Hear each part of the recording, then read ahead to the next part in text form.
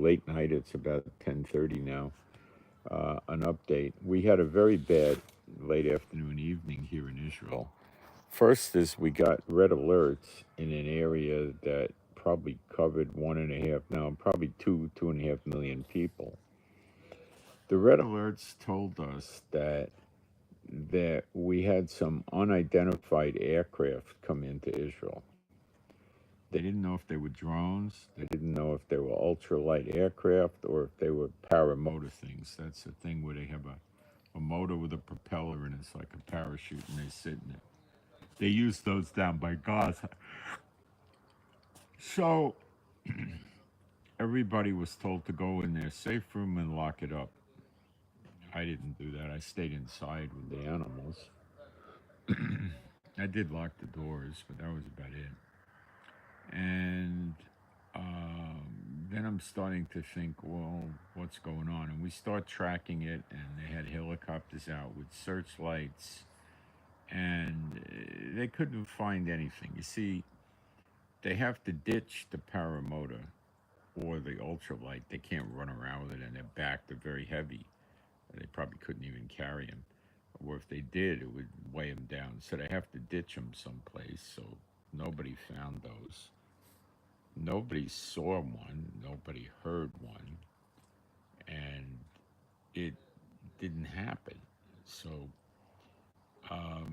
finally they said, the Air Force came out and said that there was no aircraft infiltrating. They must have went through all the radar logs and they couldn't find anything. So it was a false story. Then we're trying to figure out where it came from, and what I found was somebody from Lebanon told us that there was 20 terrorists that were coming in by air with ultralights or paramotor or something like that. From Lebanon. So we had a bad scare till we figured out that it was not real.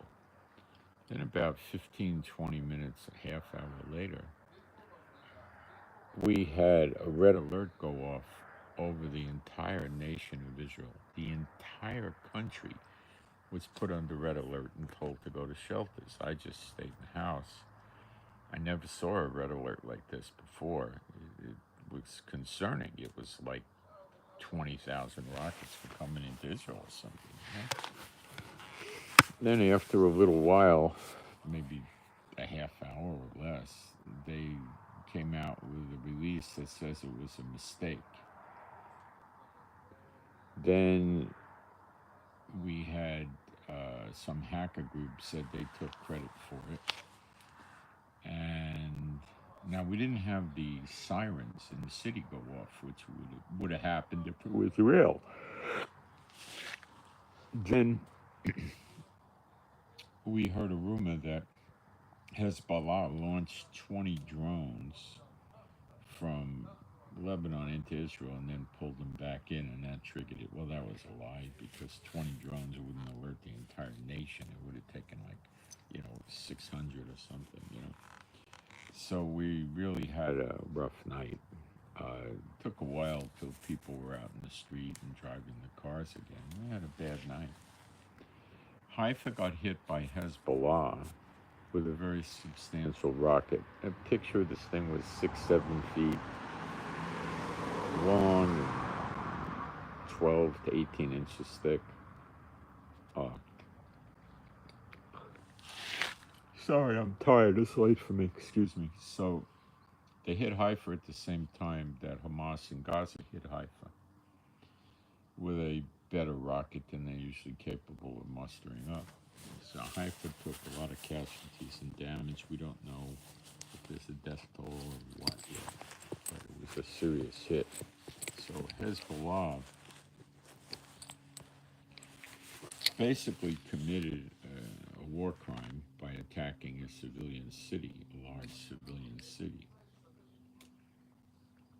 And this was real because we saw pictures. Now, Hamas is continuing to get us with rockets, no large volleys of 40 or 50 or anything like that, but they're getting large rockets. then we saw the dogs are on, Hamas patrol here, and the streets are pretty eerie quiet now, unusually eerie. So rockets are still coming in the south, and we're getting a lot of propaganda from various, social media sources, and they're saying there's an infiltration and down here and down there, there's big battles, and there aren't. So we got to be very careful about the media we use, and this is, you know,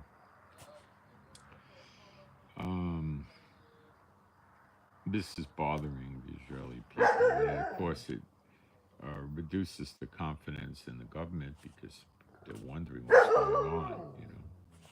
The government did say there was a mistake made with the red alerts. They came out with a statement, and one of the, I think he was a rear admiral in the Navy, said there's definitely going to be an investigation, and we don't really know what happened. Okay, so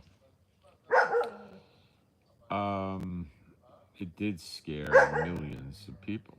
I mean, when you see a security alert that every city in Israel is getting attacked at this moment, it's pretty weird. Okay, next stuff. The Gerald Ford Aircraft Carrier Group, as you probably know, is here. It's in the Mediterranean, off the coast of Israel. And I want to thank you guys. I really appreciate the prayers for me and my wife, Rivka, Moshe and Rivka. And please pray that we don't have to go to the bomb shelters in our area, and all of us, we have guests in the house, that all of us are safe and sound, and the animals and pets and the birds and the dogs are all safe and sound too. Appreciate that. So now we find out that I believe it's two, this just happened, so we got to get more details, probably take till the morning. Two United States landing ships showed up right outside Haifa. And we didn't know they were coming, and they're not talking about it, but I saw pictures. The ships are there. And these carry 1,500 to 2,500, usually expeditionary force Marines, that we expect their purpose is to go into Gaza and work with Israel to get the hostages back. Or I don't know what else they're there for. There could be as many as 5,000. There could be 3,000. The one of the assistant or the security advisor or assistant security advisor of the United States said that the Dwight D. Eisenhower aircraft group is chugging towards Israel, the Mediterranean and Israel, and it says it will assist as needed. Very coy. Now, he's not talking about the George Washington aircraft carrier group that shoved off, or will soon shove off, from Norfolk. I'm not sure they left yet. He didn't mention that. They're probably trying not to scare Hezbollah too much, because if Hezbollah starts seeing America stacking up aircraft carrier groups, they're going to think that they're going to get wiped out, and they might just, go for broke or something. I don't know. But they definitely have opened up another front, and Biden said, he said, I have one, if you're thinking of opening up a second front, he said, addressing it to anybody near Israel, he said, I have one word for you, don't. Well, Biden spoke with great resolve. Now Hamas is coming out again. Well, we could negotiate the release of the hostages that are foreigners or Israelis with a second passport. Now, when these people were taken, they were at a big rave party, they were in their houses and stuff like that. How many of these people are going to have their second passport in their pocket? I'll tell you how many. None. Okay? Zero. So it doesn't sound real. Oh, he says, oh, if they're a foreigner or they're an Israeli with a second passport, we'll release them. Well, you know, it sounds like he's trying to buy time for more of their friends, Hamas's friends, to get engaged in this thing. Now, speaking of getting engaged in this thing, the head of Hamas, and I don't know how many people in the world are going to listen to him, declared this coming Friday, the 13th, as a day for Muslims all over the entire world that are siding with the Palestinians in Gaza to rise up. And the ATF in America was notifying gun stores and gun dealers that there's some suspicious characters running around that have 50 caliber belt-fed machine guns. And, you know, this is the kind of gun that can go through walls very easily, you know. I know a lot about guns, and that's a real dangerous weapon. You know, and to put it in perspective, it could probably go through something like 50 or 60 or 70 pieces of sheetrock, maybe more, if it's armor piercing. These things are really dangerous. What the Muslims are going to do Friday, I don't know. How many of them are going to listen to Hamas, I don't know. You know, rise up. Their expression of rise up could mean we're going to have a protest parade and scream and yell in the streets. It could mean we're going to break windows, burn cars. It can mean we're going to attack Jews in synagogues. I don't know. But what I can tell you is this. The United States is not going to be happy about this because it's a way of putting a knife in their back and telling them, get out of the Middle East. We don't want you helping Israel. Get out of here. We're going to make trouble for you. Now, Biden, when he spoke the other day, was speaking with great resolve. So I doubt Biden's going to like this one bit. It's extortion, threats, blackmail, terrorism. You know, they hate terrorism. The European Union is I don't know. They're going to be probably not too mad. NATO will be mad. NATO will be mad. And Greece, as I told you earlier, sent 2 warships, not aircraft carriers, warships. They're on their way to Israel to support the Gerald Ford aircraft carrier group. The UK said that they have their newest and biggest and best aircraft carrier group on like immediate standby, ready to deploy to help America with the Gerald Ford aircraft carrier group.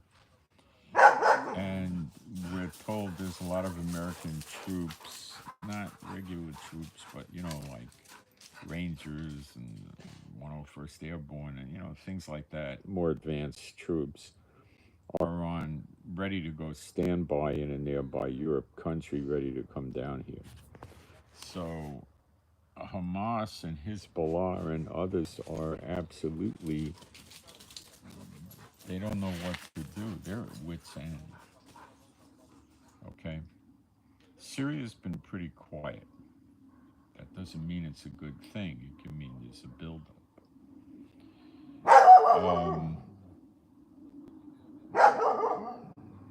Get my thoughts here.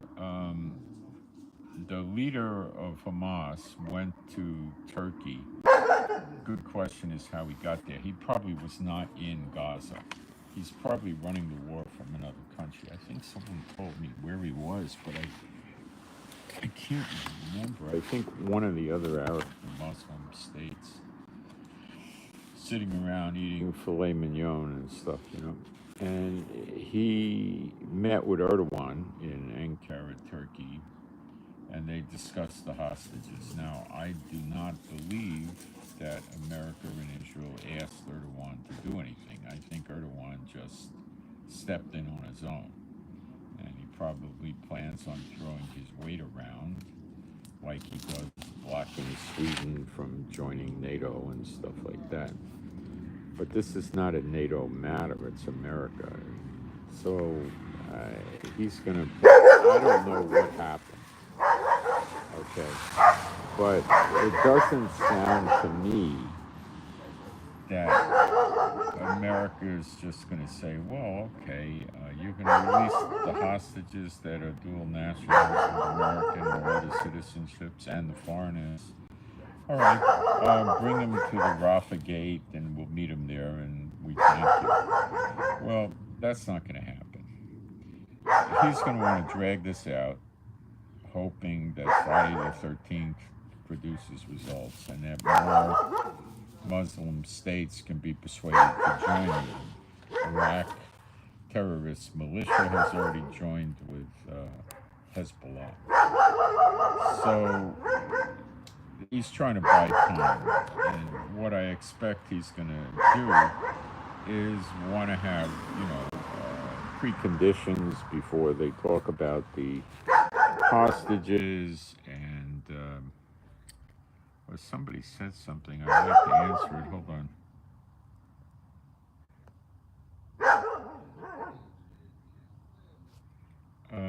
Yeah, it's going to get bigger. Yeah, absolutely. So I'll discuss that briefly in a moment. So I don't think it's a serious effort. He's not going to just say, okay, here's the hostages, And, and he's saying, well, will you go home if I give you the hostages back that are foreigners? And then, Biden's going to say, what, are you crazy? Hey, look what they did they got Israeli children, women, elderly, Holocaust survivors, all kinds of stuff like this. They're not going to tolerate this.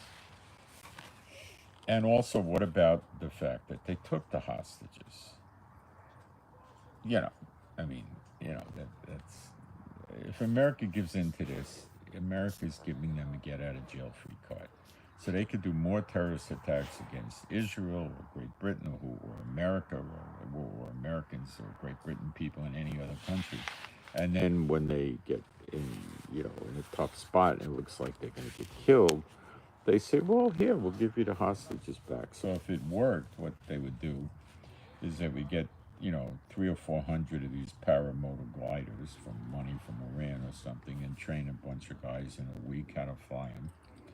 Give them an AK-47 and extra bullets and say, hey, you're on your way. And then they take off and fly into Israel and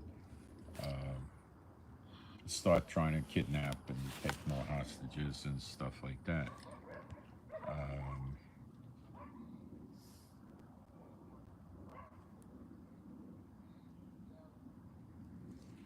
I'm okay with the rest. Actually, I take a big nap in the afternoon, usually after I eat. So not so bad. I actually feel pretty good. Thank you, Don. Could pray for me and pray for my wife. She's out of country right now. She's having a lot of trouble trying to get back. She may not be able to get back for quite a while. I don't know. The airport's relatively impossible to get flights into Israel. They attacked our airport and they hit the parking lot. They blew a car up and airlines just not coming here. And FedEx stopped shipping and UPS and DHL seem to be shipping. And the supermarkets got plenty of food. And we keep a good supply of food. We have a lot of canning and we have a good amount of water and stuff like that. I got a problem with my iPad. It seems, well, I have two iPads. One I use to read Bible and my notes, and the other one I use to do the broadcast. The one I use to do my notes seems to have died. The battery ran down. And I don't know yet. It may be revived. I got to see, but that's going to hinder me. I'll have to adapt and figure something out. I could use my phone or something. I don't know how I'm going to do it yet. I'll have to think. And it may revive. I don't know yet. So anyway, there are special forces that landed in Israel, I think, 2 days ago to work on the hostage situation. So I don't think Hamas is being sincere, and I think Israel has no interest in saying, okay, give us the hostages back, and what do you want? And they're going to want a cease in the hostilities before they get dismantled so they could rise up again in a few months and attack us again like they always do.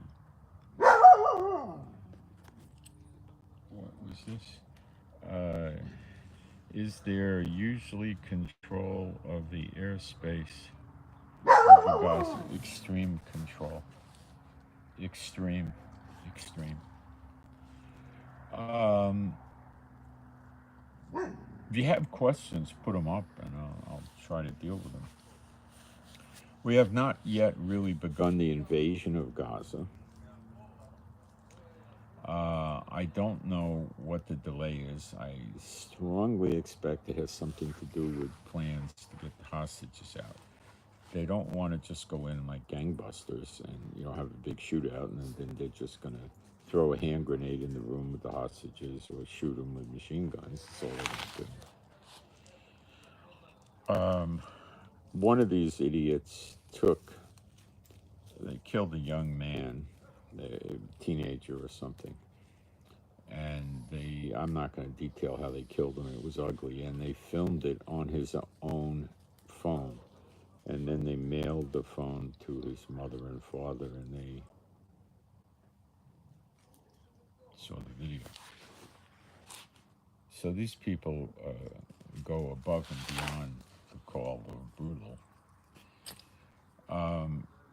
Israeli people are wanting blood.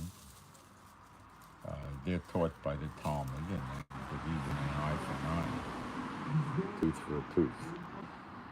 There was a wounded terrorist being treated in one of the Israeli hospitals, and there was a massive, angry, almost rioting, protesters there. And the head of all the hospitals in Israel, the health minister, is an ultra-Orthodox Jew, and he said, we will not treat any more injured terrorists in our hospitals, and they moved that guy out. They are really angry. They are beyond angry. And some of the Jewish settlers, as they call them in the West Bank, have been attacking Palestinians with rifles and shooting them. The government handed out rifles to anybody who wanted them, I think in much of the West Bank and in Sderot, which is right near Gaza, because they're afraid of infiltrators. And I knew years ago that there was the ability for Israel to hand out, surplus, in other words, out-of-date used military rifles to the people if it got bad. And I've got a bunch of years living here, and I never saw this happen. I don't think it happened probably in 50 years, or maybe never, I don't know.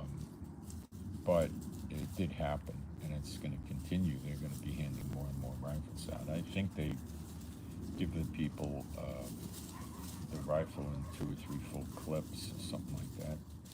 I don't think they give them a case of ammo or anything like that. A clip is usually 40 rounds.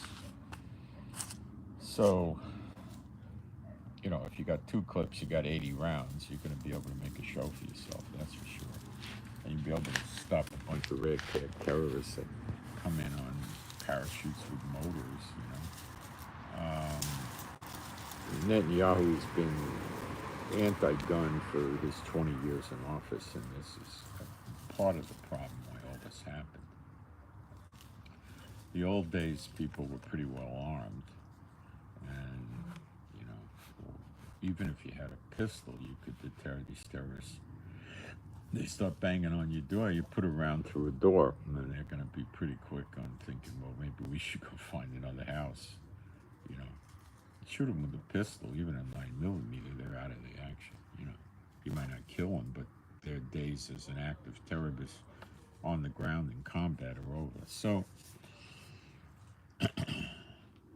what America's going to do and not do, I don't know. But Hezbollah definitely opened up another front, and they're attacking civilian population centers, which is a war crime. And I don't think Biden's going to put up with that. If he does, then Syria's going to do it. Iraq is already operating in Lebanon, bringing their troops through there. And Hamas is doing it. And, it's Yemen is threatening. The Houthi rebels in Yemen is threatening. Iran is threatening, so it's not going to stop. And I don't believe the return of the hostages is so real. They're going to try to get into dragged out negotiations, and they're going to want something for it. They're going to say they want, they're just not going to say, here, take them. If they did, they would just bring them to the gate and tell them, here, go, walk into Israel. They tell the soldiers, here's your hostages, here, you got them back, now you're happy, and they'd walk away. But, I don't think anybody's going to buy it. Biden's people, the generals, pretty much ultimately say we don't negotiate with terrorists. If you want to give them back, we'll be happy to take them, Israel is dead bent on not turning on the water, the electricity, or letting anything in or out of Gaza. And now we've seen them charging their phones with their cars or car batteries. Tesla said he's giving free superchargers to Israel. Now, I don't know what this is. My guess is that it's the people that have Tesla cars in Israel, which is not a ton of, can use the charging station and not have to pay for the electricity. That's what I think he did. But he did make a gesture, and the Palestinians are ticked off mad over that. He's anti-terrorism, anti-murdering infants and children. He's not going to take a stand in favor of that,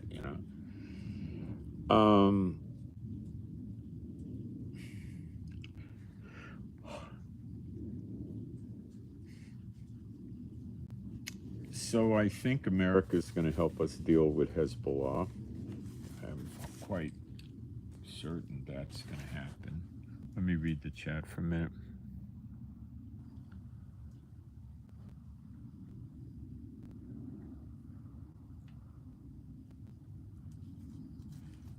No. What it is in the Bible, okay, if you want to know where we're at in the Bible, read Jeremiah chapter 30 and read it with Zechariah 12. Zechariah 12 is Jacob's trouble. You will see the two witnesses there. They're called governors. The word would be better translated judges. In Isaiah 1, it says that God will run Israel again with the judges. And like at the first, which was Moses and Aaron, judges are also prophets like Moses and Aaron, okay?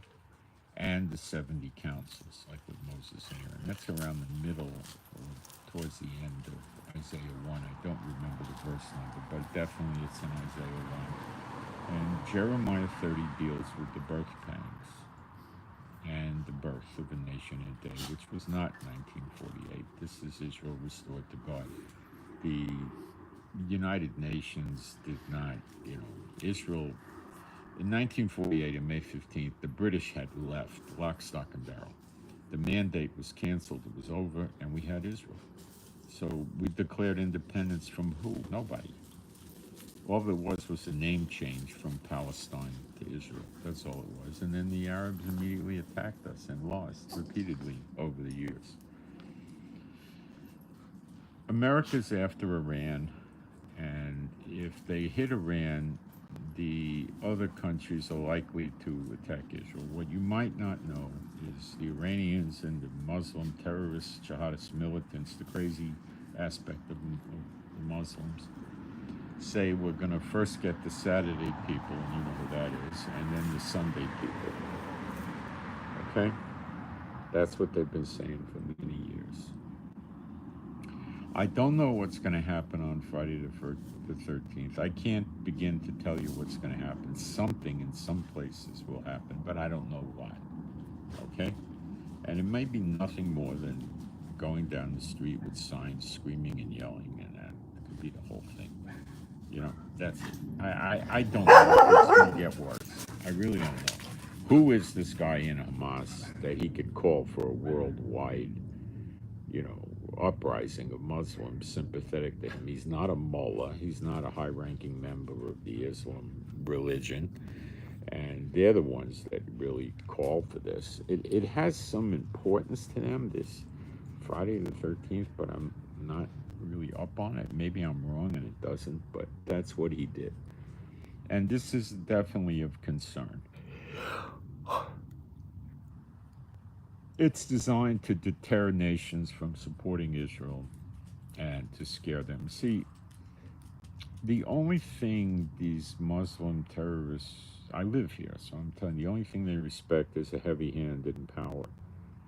If you're nice to them and you give in and stuff, look what we did. We let them have electricity through all these rocket attacks.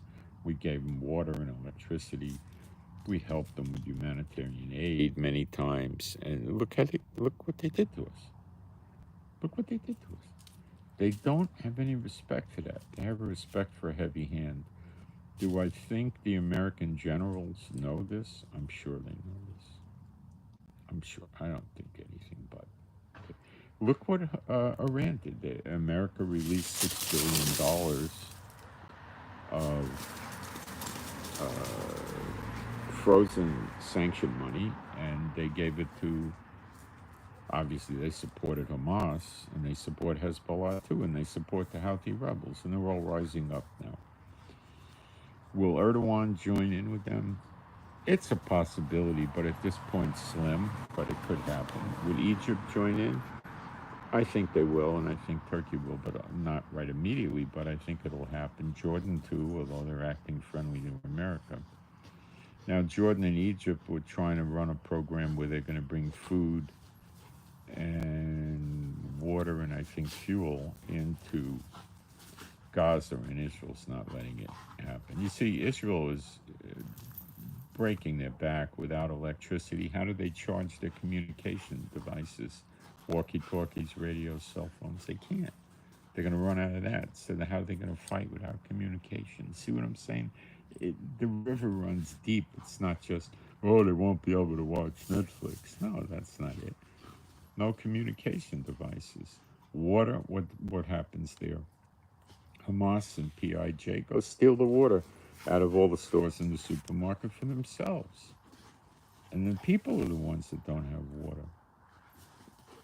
So the people are rising up against Hamas in Gaza now, protesting. They're not shooting them or killing them or anything, but they're giving them really bad protests. And we're saying, we don't want them here. We don't want Hamas here.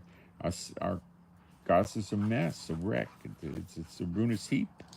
It's not Damascus, but it's a ruinous heap. And Israel's going to keep continuing that. And they think they're going to stop Israel by more rockets. Well, if they sent 25,000 rockets to Israel, it would not break the resolve of Israel. Israel reserve soldiers flew in, and they're still coming in from all over the world for the fight, to go back and to go into the military and go fight. 2 members of our parliament put their uniforms on as reservists and went to fight. One was a brief period of time, the Prime Minister, Naftali Bennett. We saw pictures of him out there with the troops wearing his uniform. He's fighting. He's a special forces guy. He's not a regular soldier. So, the resolve of the members of Congress go fight. The members of the British, the House of Lords, the House of Commons, they go fight. Or the Italian Parliament? No, they don't do it.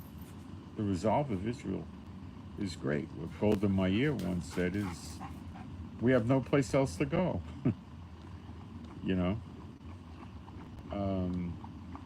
So the resolve is very, very great. And I feel rather strongly that America is really going to get into this fight, including boots on the ground. It's already going on with those landing ships,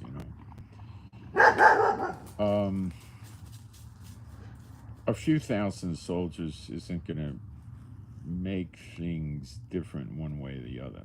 The aircraft carrier groups will. The ships, the escort vessels, the 6 of them, can collectively, in one, without reloading for missiles, they can shove 700 missiles into Gaza or Hezbollah. Tomahawks, 500-pound warheads that they can't stop. They have no defense against it. pinpoint accuracy. 500-pound warhead is a big boom. The aircraft carrier, Gerald Ford, is the largest, most expensive aircraft carrier America has. And it holds a max of 90 ships, but it probably has 50 to 60 jet fighters, and the rest are going to be reconnaissance, anti-submarine warfare, transport, AWACS, refueling tankers, and this type of thing. Okay? So Hezbollah turns around and they say, we got a navy and we could shoot cruise missiles at your boat and stuff like that. They're kidding themselves. Do they have any idea what the defense mechanisms are in an aircraft carrier group? Them and their funky cruise missiles? But the fact that they're saying they're going to attempt to sink the aircraft carrier is, I'm sure, troubling to the United States. You know,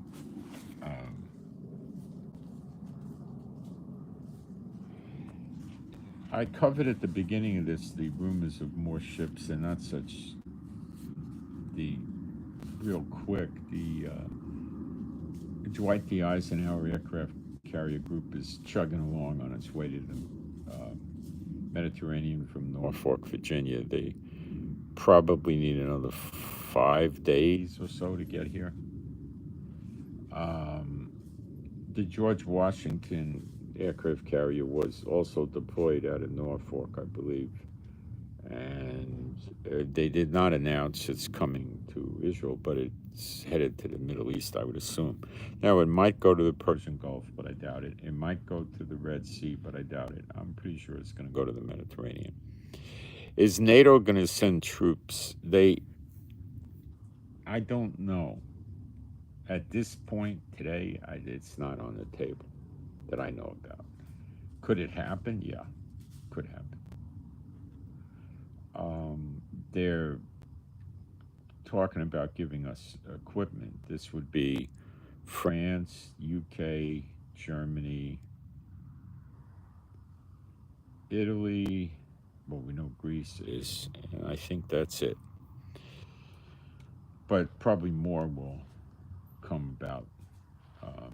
See, Iran is the end game, and Iran is supplying drones, missiles, bullets to Russia to perpetuate Russia's fight in Ukraine. This causes the NATO countries to have to give many billions and billions of dollars to Ukraine in military aid, and Iran is perpetuating this. They want Russia to stop it already, and Iran's keeping it going, so they're going to shut Iran off. And now Iran's trying to blow the Middle East up. Look, they blow the Middle East up, what's going to happen is they're going to control oil, and they're not going to want to sell oil to Europe or America, and oil prices will possibly double or triple, and it will break the backs of the people. We pay $8 a gallon for diesel in Israel. $3 a gallon is tax, of course. Europe pays $8, $9 a gallon. So if you double it, how are they going to go to work? How are you going to deliver bread and milk to the stores? You know, so you could see oil go, you could see gas in America at $5 a gallon. People aren't going to be able to go to work. There's a lot of people that won't be able to afford to use it. They'll have to carpool, take buses. Who knows what they'll do? I don't know what they'll do. And it could go more. It could go to $7.50. So, you know, that's the game, is the economic warfare. Will Russia get involved with the Hezbollah and Hamas in fighting Israel? Not openly. They don't need that kind of aggravation. They don't have the resources. They're not going to do it. Will they help Iran? My thoughts is no. They might, but it's going to, NATO would love it because it'll stretch Russia out too thin. He'll be fighting a front in Iran and in Ukraine. Now, in Ukraine, it's rather convenient. It's on his border. Iran's not so close. It's more trouble for him. Big trouble. And he's not in total control. These crazy Iranians would be in control and make decisions along with him and go against his wishes and stuff like that. I don't know. I don't think he would do it. He might. What's he going to give him? Military equipment? He needs them for military equipment. What about China? Too far away, too isolated. China's not in this fight. They don't have a dog in this fight, as they say. I hate dogfighting, but they don't have anything. They're not. They got their problems in the Pacific with Taiwan and South Korea and Japan and Guam and the Philippines and Australia and everything else. They're not going to come here and start a front. I don't think you'll see that.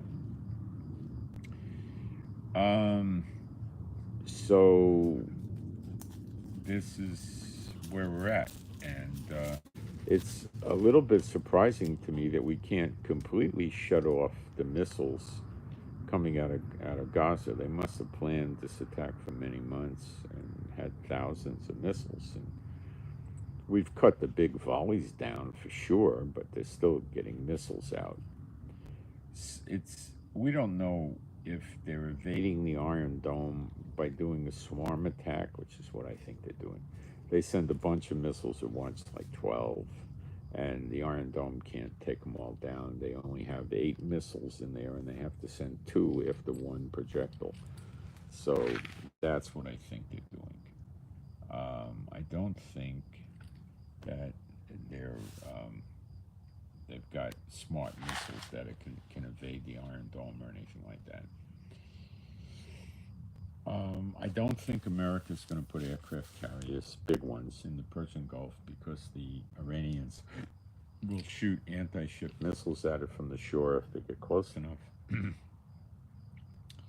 They'll send their 1,500 go-fast attack boats, which have torpedoes and missiles, and they'll swarm attack the aircraft carrier, combining that with drone attack. And they'd love to sink an aircraft carrier. Now, if Hezbollah is actually psychotic enough to try to take out an American aircraft carrier, or even a destroyer, could you imagine if they actually, let's just say, sunk a destroyer with 300 sailors on it or something like that?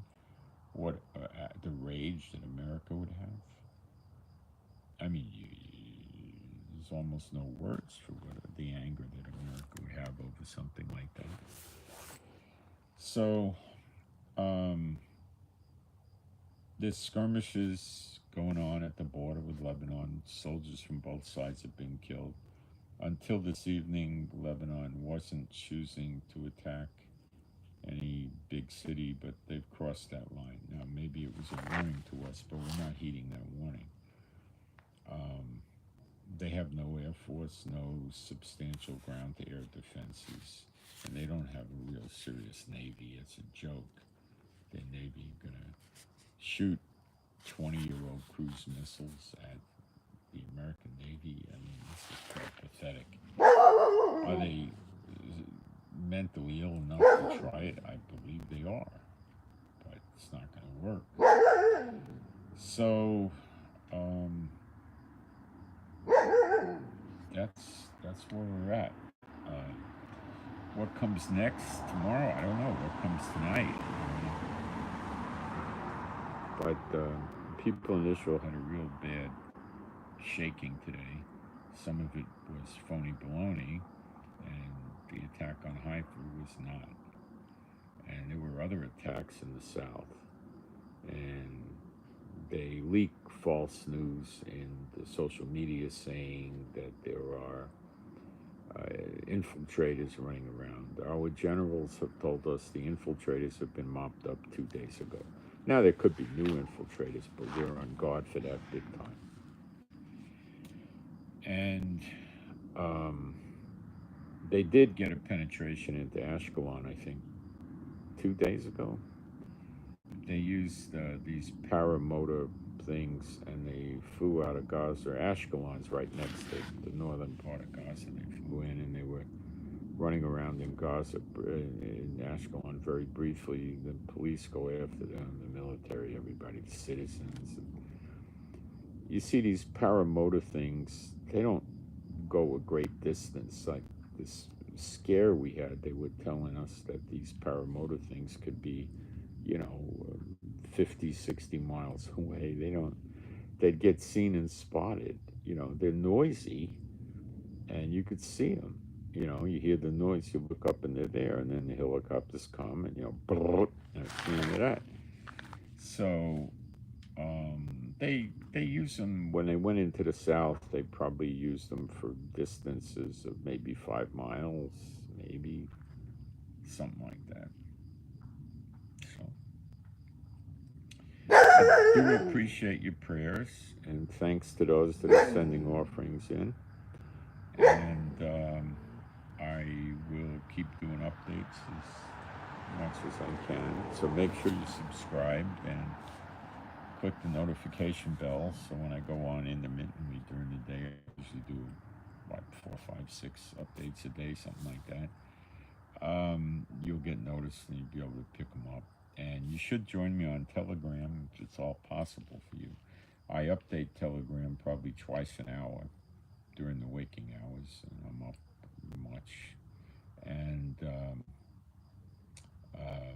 it's not censored, and there's a lot of videos and pictures there, and I translate from Arab social media, from Hebrew social media, from sometimes Farsi, Iranian social media, and I put the stuff up there usually with warnings. Take this with a grain of salt, you know, because it's coming from Gaza.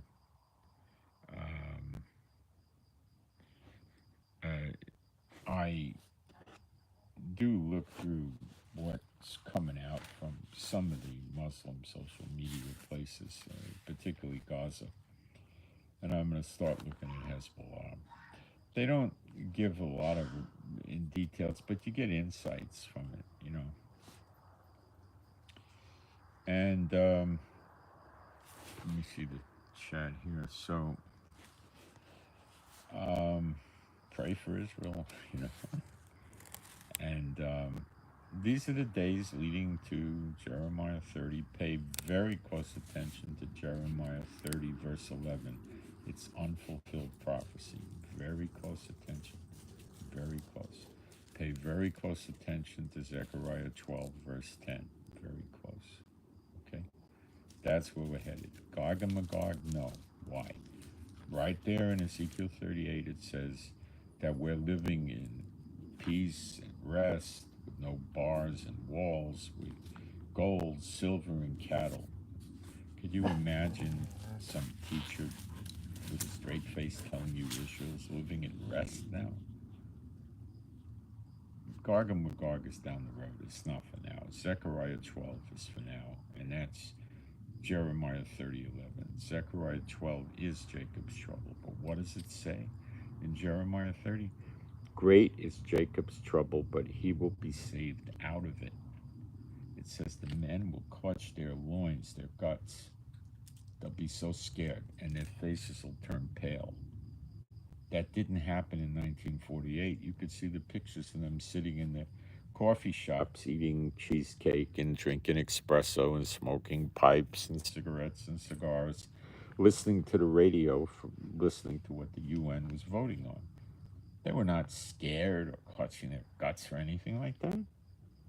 Okay? That was not the birth of a nation in a day. Jeremiah 30 is, and the birth pangs lead to that. The travail is called. That's when the water breaks, the cervix is dilated, the baby's crowning. That's the travail, the actual birthing process. And that is Jacob's trouble, and that is Zechariah 12. Zechariah 12 is the only upcoming battle where you see Israel getting saved out of it. Not one Israeli has a sprained ankle in Zechariah 12. Read it. Read it. I know most people don't talk about that. It's in your Bible. It's always been there. And we'll see what happens. It was a shocker to me that America came to help Israel. I didn't understand that. I'm still trying to formulate where that's going to take us.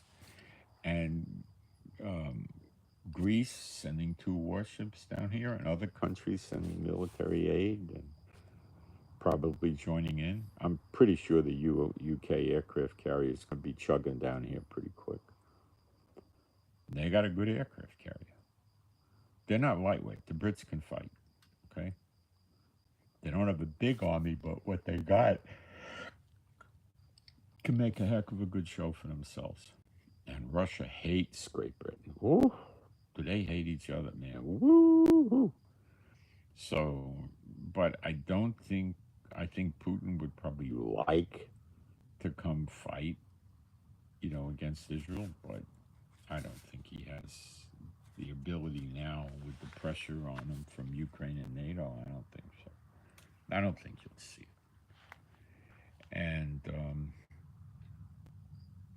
that's where we're at right now. So we're at a two-front war with Hezbollah, almost a three-front war with Syria. We can't have a war with Iraq with a front because they're not adjacent to us. Egypt doesn't look like they're in a go mode at this point, nor does Jordan. Saudi Arabia is going to lay low. Yemen, the Houthi rebels are saying they got missiles that they could attack Israel with from there. Well, they might. They maybe have some they got from Iran or somebody. They could hit Eilat, the south of Israel. Well, where are the nuclear subs? The nuclear subs generally travel with the aircraft carrier group. The Gerald Ford has 3 destroyers and 3 missile cruisers with it to protect it. But they're always going to have 1 or 2 submarines there also, just to make sure. Okay? So it's there. They're not going to surface and tie up at high. They'll stay under the water. The nuclear submarines could stay under the water for a long time. It's when they run out of food. They don't run out of air. They recycle, and they don't run out of water because they use the seawater. They desalinate. So the problem comes when they run out of food. So they make a rendezvous with the ship at sea, at night or whatever, depending how stealthy they want to be. And they go to the same GPS coordinates, and they surface, and they're there 2, 3, 4 hours shifting the food on pallets into the sub, and then they dive under the water again, and that's it. So they're not going to reveal their presence. They're too vulnerable. Look, the aircraft carrier is not going to dock up at Haifa unless it gets damaged in combat. It's not going to dock up at this. It's going to stay probably 25 miles off the coast. It doesn't want to get hit with immature, rockets from the shore or anything like that. It's going to, and the same with the destroyers. The landing ships, another matter, because there were probably off-landing troops into Israel, so they showed right up in the Haifa harbor. The troops can't fight when they're on the ship. They've got to land. And America has lots of special troops in Europe that are sitting there with their kits, all their gear ready to go and get on the planes. And I don't know how many, and I don't know what country they're in, but they're nearby. Is this thing going to get bigger? I think it's inescapable. The Israeli people are mad and they're scared. And, the first prime minister of Israel was talking to another prime minister of another country. I think his name was Ben Gurion, little short guy, and he said, the problem he has, and the population of Israel is about 2 million. And he says, I got 2 million prime ministers. See, all the Israelis like to be critical of the government. They should have done this, they should have done that. Armchair quarterback, armchair prime ministers. So they're all talking about that. But they know how to pull together, and they've done that. There's not really any left wing, right wing, or centrist Israelis today. Rockets are raining on their heads. It's all together. It's unity. People that have been abroad for years that are Israeli came back and put their reserve uniforms on and showed up to combat duty. And we first drafted 300,000, That was complete. Now we're drafting another 360,000 people, reservists. So our army is growing in massive proportions. Okay, we have excellent tanks, excellent planes, excellent artillery, excellent missiles. Now the world has not ever seen Israel attack with their surface-to-surface missiles. They keep them secret. Oh, there they are. Believe me, they haven't. Believe me. And they keep them secret because they don't want the neighboring enemies to know our capability with the missiles. And we've never really had to use them. I don't know how many thousand we have. I don't know. Why should they tell people? They're smart not to. It's stupid to tell people. Our tanks are excellent tanks. They have radar and they have little missiles that knock down incoming missiles. And some of them have a big shotgun that shoots hardened pellets, a big massive ball of them out at an incoming missile or rocket so it doesn't hit the tank. And then if something hits the tank, it's got reactive body armor. These tanks are extremely world class. We take the F-35s. We have 50 of those. We take the F-35s and we modify them. Nobody knows what we did to them. I don't know. It takes 30 days, so it's not a little modification. And we have these 360-degree helmets the pilots wear where they're sitting there and they see everything 360 degrees. It's a virtual reality kind of helmet they fly the planes with. And we have a total, counting the F-35s, of probably a little over 300 fighters. We have a handful of tankers to refuel jets. We have, I think, 5 submarines. They're diesels because they're quieter. We have several Navy ships that are like destroyers, probably 8, maybe, something like that. We're a small Navy, but efficient. See, Israel doesn't go on expeditions. They don't go very far from Israel, so we don't have the military that America or China or Russia or the UK would have. We're just worried about our home base.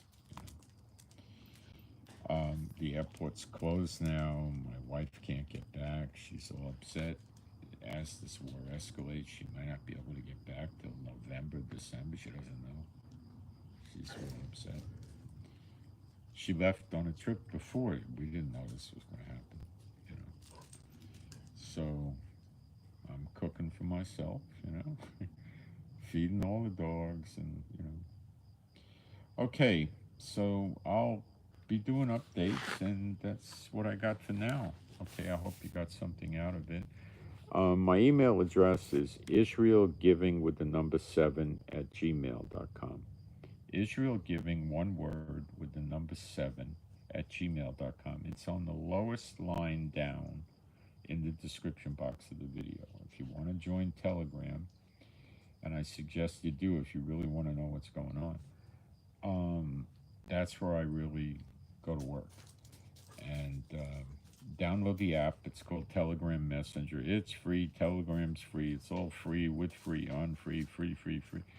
Download it and send me an email, and I'll give you the what's called an invite link, and then you'll be able to join the group. And it's if you really want to follow this stuff that's going on, I suggest you do that, because you really will see what's really going on. And I do a lot of commentary as an Israeli and tell you stuff that most people won't tell you. So I don't just pick up the news, I comment on it too. Okay? So that's it. I'm going to go to sleep.